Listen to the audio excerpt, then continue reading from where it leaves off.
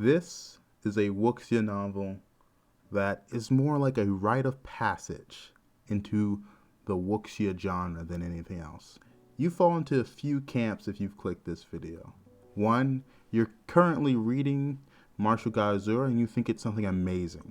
Two, you've read Martial God Asura and you've decided to stop reading it and you know exactly what I am about to say.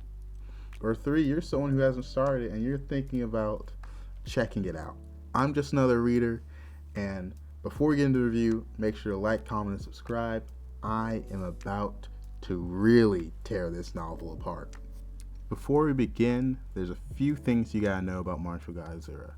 First off, I will let you know what chapter I stopped reading on. It was 1531.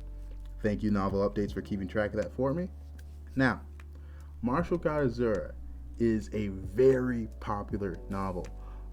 If you go to the all-time rankings on Novel Updates, it currently sits at number 13 with about 15,000 people having it on their reading list. This is just below novels like I Shall Sow the Heavens, A Will Eternal, Desolate Era. There are some huge novels that it is just barely below.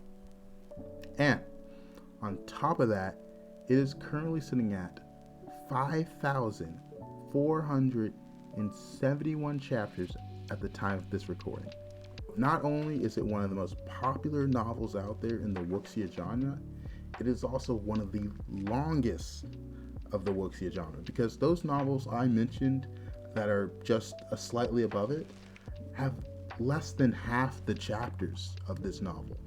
In a genre that is known for being quite lengthy, it is going above and beyond in that category. Now that you have those little prerequisites of knowledge for understanding what this novel's about, let's talk about the description of the novel, the basis of our story. One night, a mysterious and unexplained phenomenon occurs in the 9 provinces. 5 years later, Chu Feng, a regular outer disciple of the Azure Dragon School, awakens one of the mysterious 9 lightning beasts and discovers an egg sealed inside him. From there, we follow Chu Feng on his path of cultivation. So, the setup's quite simple. We had an ordinary outer disciple, but something falls from the sky. Some mysterious phenomenon occurs, right? And now he has the ability to cultivate at a faster speed, has certain advantages. That's the setup we're looking at, a very generic Wuxia setup. And that's the key word, generic. Now, if this was your first Wuxia novel you read, you may not have been able to tell that it's so generic, because all this is new to you. It's a whole new genre. It's so special. But as you read further in the novel, you'll start to notice that the author reuses plot points many times. Entire arcs may seem copy and paste with just the names changed. Like, for example, let's say our main character, Chu Feng, he enters a new area and he's walking around and getting the lay of the land, and a young master comes out, and somehow, it doesn't really matter how the argument begins, it may be over an item, maybe over a woman, very frequently that happens, but they get in an argument, they get in a fight, and a crowd will form. And in the peanut gallery, as many like to call it, they'll point at the enemy, the young master, and say, "This is so-and-so, son of so-and-so, member of so-and-so sect, and he's currently at this cultivation level, such a mighty cultivation level, so strong and powerful. How can this peasant Chu Feng, our main character, with this measly cultivation base, compare to that?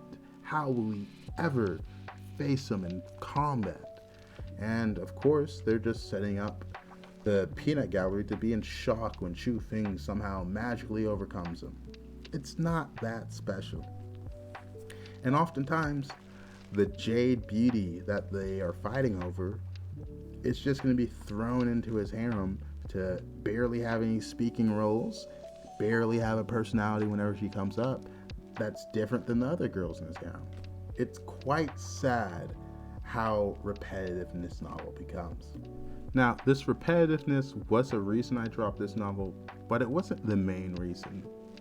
Now, I said I stopped reading the novel at chapter 1531. And there's a reason for that. The current arc I was reading had just finished and we're moving into the next arc. That's a big transition period for Wuxia novels because they're so long and you still have to keep the reader captivated during that time. And that's usually where the main character will go up through realms. Now, I didn't remember the realms he was in, so I had to pull up the wiki, but it was the Martial King realm that he was in, and he was in this realm from chapter 1081 to 1595. I had to look at the wiki for that since I stopped at 1531. And here's the reason I stopped there. Because this, for about 400 chapters or 500 chapters, our main character was in this Martial King realm. And we are told repeatedly for the past 500 chapters that the next realm is Martial Emperor. But when it comes time for Chu Fing to get ready to enter the next realm, it turns out, oh, actually, the next realm isn't Martial Emperor, it's half Martial Emperor. And I was just like, what? You just retconned like 400 chapters. You just changed so much with that one statement. Because sometimes in cultivation novels, there's quasi realms. When someone's at the peak of one realm, almost into the next, they're a quasi, like half immortal or something. But the half is never a full realm with 9 levels. That's just a realm. That's not half. That's just an entire realm in itself. And I was confused. I was like, oh no, this author has no sense of planning. He's running out of names for the cultivation realms. This is not good. And it really had me worried for the life cycle of this novel going forward. Because already the arcs were repeating, but if you're running out of ideas on how you're naming things, clearly it's a mess. As we near the end of the review, I've said this book is generic, it's repetitive, and it doesn't look like the author knows what he's doing with the story. And I truly believe all those things, but there's one thing I want to talk about at the end of this review, and that's endings. Every piece of media has to have one eventually, whether it is a actual canon in-universe ending or they just get their funding cut, so there will be no ending. And that in itself is its own end.